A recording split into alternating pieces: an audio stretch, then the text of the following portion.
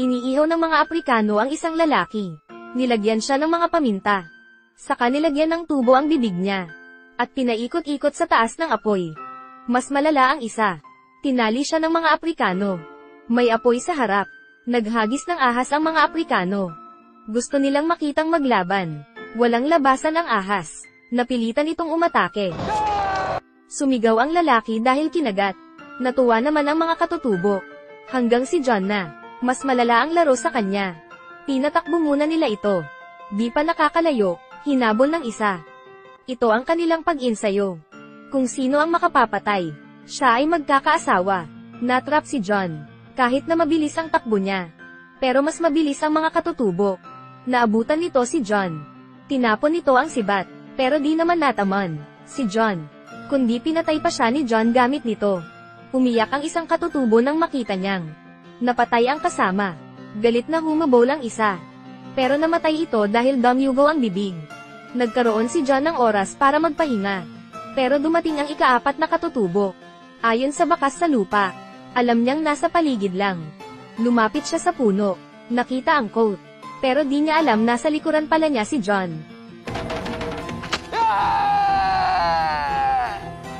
Dalawa na ang nawala. Kaya nagpa siya ang leader na siya ang papatay kay John. Pero 3 araw ng gutom si John. Kailangan man gaso para makakain, kaya napili niya ang USA. Pero paglapit niya, naunahan na pala siya ng leon. Pumunta si John sa ilog para uminom. Pero puno ito ng buwaya. Umalis na lang siya. Agad siyang natagpuan. Naglabanan silang dalawa. Di magpapatalo si John. Kumuha ng buhangin at tinapon. Dahil dito natalo ang katutubo. Pinatay din siya ni John. 3 na ang namatay.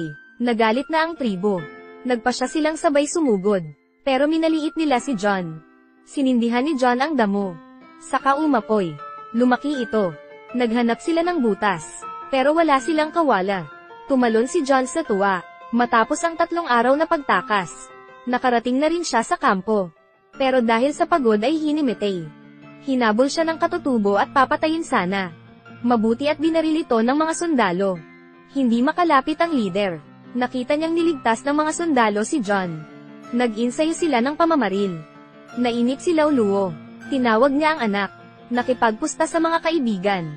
Pigil ang hininga. Ang resulta, hinawakan ng bata ang baril. Nang makuha ang target, siniguro niya ito. Mula sa paghawak niya, halata na. Hindi ito ang unang beses. Nagpalakpakan ang mga kaibigan. Pagkatapos, dinala niya ang anak para mamili. Habang nagbabayad, napansin ng bata ang isang negro na naglalaro. Natuwa siya, pero nainis naman ang ama.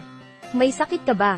Nagpaliwanag ang lalaki, pero ayaw makinig ni Lauluo. Galit na umalis ang lalaki. Pero nagsalita pa ito, ikaw ang problema ko. Di nakapigil si Lauluo. Tumawag ng kasama, hinabol niya ang lalaki at sinuntok. Dumating na rin ang mga kaibigan. At pinagtulungan. Umiiyak naman ang asawa nito at anak. Pero walang pumapansin. Pinaulanan ng sipa ang negro. Hindi siya nakalaban. Pero di pa sila tumigil. Tinapunan pa nila ng gatas ang lalaki. Para bang sinabi na, dapat maging puti sa susunod na buhay. Nakita ito ng bata. Naisip ang sinabi ng ama. Para malaman kung may lason ang ahas, sa balat makikita mo na. Ganito rin sa tao. May antas din ang kulay ng balat.